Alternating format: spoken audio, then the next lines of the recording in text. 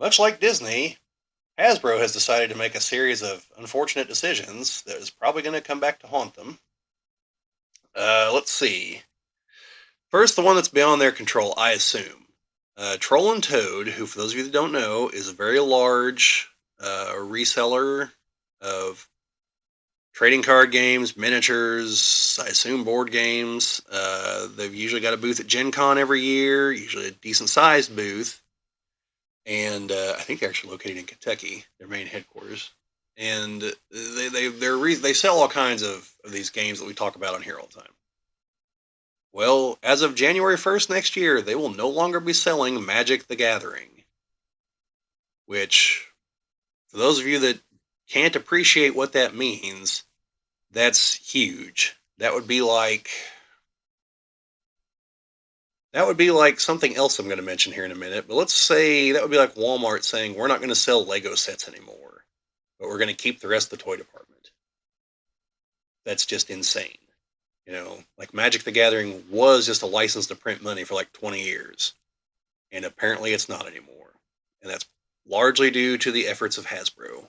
So, from like reprinting sets, printing like remastered versions of sets, going for weird cash grabs, it's just all over the place. But yeah, let's see. I also saw that apparently Amazon put up for sale randomly some Magic set that's not supposed to come out for months and like gets up for sale. I think it's still listed as for sale, and I'm assuming is actually shipping, not like a pre-order. So for them to just be like, screw the street date, that's pretty big. Let's see. They're also severing ties with the organization that trains the judges for Magic the Gathering tournaments. Don't know why, but they're going to.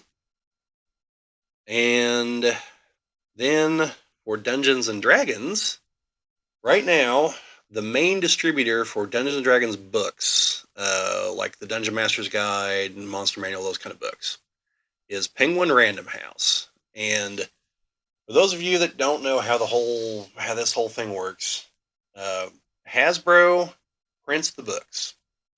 They're not the one that sends them to Walmart, to your game store, whatever. Their actual customer is like Penguin Random House. They sell the books to Penguin Random House. Penguin Random House, because of the volume they order, they get a discount.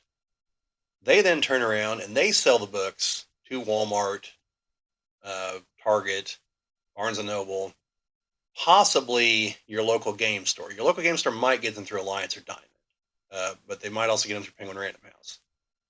So then they turn around, they sell them to those places, and then those places turn around and sell them for $50 or $60. Now in here, Penguin Random House, they get a little bit of money. They don't get a lot. They work on volume. Hasbro gets whatever percentage they get, uh, and they've assumed all the risk in printing the books.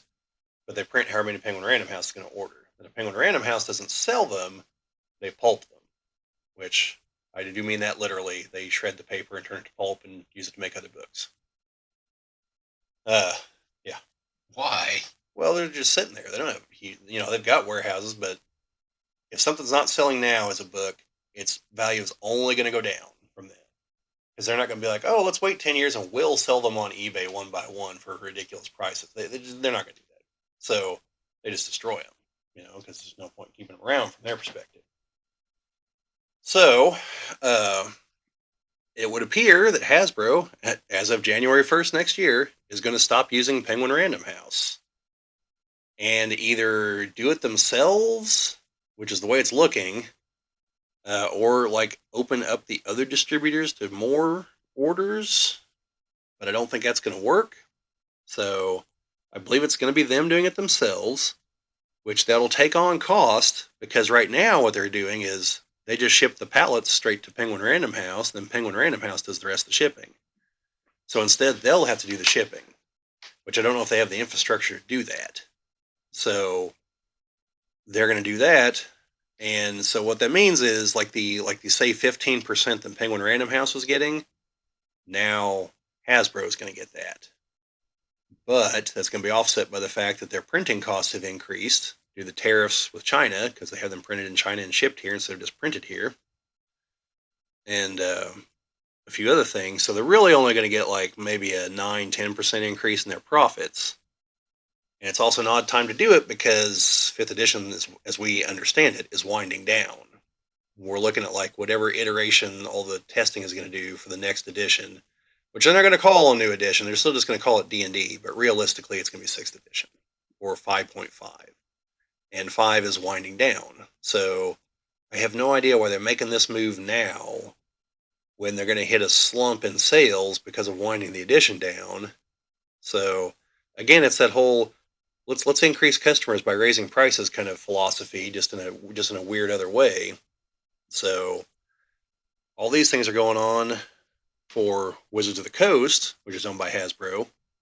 Meanwhile, Hasbro is seeing several of their figure lines just like sit on store shelves until they wind up at Ollie's or Ross or some other discount store. Yeah. And people have caught on online. They're just like, screw it. Like, why would I pay full price when I know it's going to wind up at Ollie's? You know? Because, like, you can go, like, the Ollie's around here, you can go into them and get 3 or 4 different waves of Marvel Legends figures. You can probably get the whole wave for half price. And if you find them at Ross, it's even less. Ross are like $6 each instead of 10. And then some G.I. Joe Classified figures have wound up there for $5. $20 figures for $5. It's insane. So that's what has led their PR guy to tell folks one of the upcoming Marvel Legends waves isn't going to retail. It's only going to be online sales. So you have to either buy it through them or through like Entertainment Earth or Big Bad Toy Store or one of the others like that. And I think he even said something about, so don't think you're going to be able to just wait till it goes to Ollie's or something like that. And everyone's like, well, we don't have to. Those other stores run sales too. If we just wait and don't buy them from them, they'll reduce the price. Of course. So, because that's the way capitalism works. And because they also don't have infinite warehouses. So, but yeah. So, not a good day for Hasbro either. Their stock price is half what it was like 2 years ago. And yeah. And now there's probably other reasons for that too, but it's not looking good, and that's tied to the Disney problem because 2 of those 3 action figure lines are Star Wars and Marvel. Transformers doesn't seem to be anywhere nearly as affected, oddly enough. Hasbro makes them too, but they own those, and they own G.I. Joe. But yeah, Marvel and Star Wars. And the Marvel one I don't understand because most of the figures are decent. They're not like, aside from the Eternals wave, because no one wanted that. You can find that entire wave at like any Ollie's you walk into. But other than that, like they've been making new figures that like they haven't made before, like real deep cuts into the comic history. They do still have the same problem that every action figure line has, that they still look at like research data as if they were selling to kids, and they're not. Adults don't want an Iron Man or a Wolverine in every goddamn wave, but they insist on putting them in there, and that's what just sits there on the store shelves because no one needs them.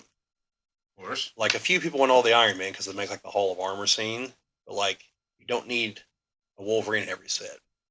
Now, thankfully, some of these come with Build-A-Figure pieces, and thankfully, from most of the more recent waves, they do not put them in with the Iron Man and the Wolverine figures. So you don't have to buy them if you want the Build-A-Figure. Thankfully. Yeah, no kidding. But yeah, no, it's not a good deal, and kind of all tied into all this. If you go and look, there are no dedicated Ahsoka toys.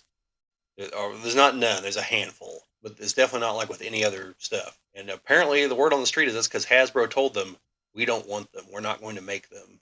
You have to prove to us this show is actually going to work because we've been burned a couple times now. So the only ones you're going to see are like for the Black Series. That's the Black Series. Those aren't Ahsoka the show toys. You know what I mean? Like that's the difference in branding. They'll still make the figures, but they won't be like in Ahsoka packaging. They'll be in the Black Series or like I don't remember what they call it, but it's the classic, the 3 3/4 inch scale. They make those too. And that now that'll say like Ahsoka and like the kind of branding there, but Yeah. it won't be specifically an Ahsoka figure. It's just part of a larger line. the Yeah, Stormtrooper yeah, it's have. what they did like with the Jedi Fallen Order and Yeah. different things like that, Yeah. where they had the label on it, but it could be still part of any other series. Right. And Lego's like the only thing that did, and they only made like 2 sets so far. I'm still holding out hope for those like snail people. I hope, or maybe a Black Series version. I'll buy one of those too. Look, folks, I know I bitch about consumerism, but like they were cute. Damn it, I want one, and I'm not gonna apologize for that. I don't normally go in for that. Like I thought the Porgs were cute, but I never felt the urge to own one. Like Ewoks, I don't find them cute at all. And I don't know what else do we have from Star Wars. It's a few droids here and there, the little ones, or that little guy that tried to like extract all the stuff from 3PO and Rise of Skywalker. Yeah. You know, kind of cute. I could see him selling some toys. Not to me. I don't want one, but the other things, I don't know. Something about them. I just want one, and not like a plushie or anything. That reminds me, I should bring my BattleTech plushie on here sometime to show people because they do make those. Thank you for watching. This has been a Geek Ball video, Echoes of a Whisper. This has been a clip from one of our podcasts. The link to the actual podcast this is from is in the description of the video if you want to see the entire thing, which we obviously encourage you to do. But otherwise, if you enjoyed what you saw, a thumbs up is always appreciated. Subscriptions and all the rest is definitely appreciated. Comments, as always. But just in general, thank you for watching. Hope you liked it. And check out the other videos we have here on the channel. See you later.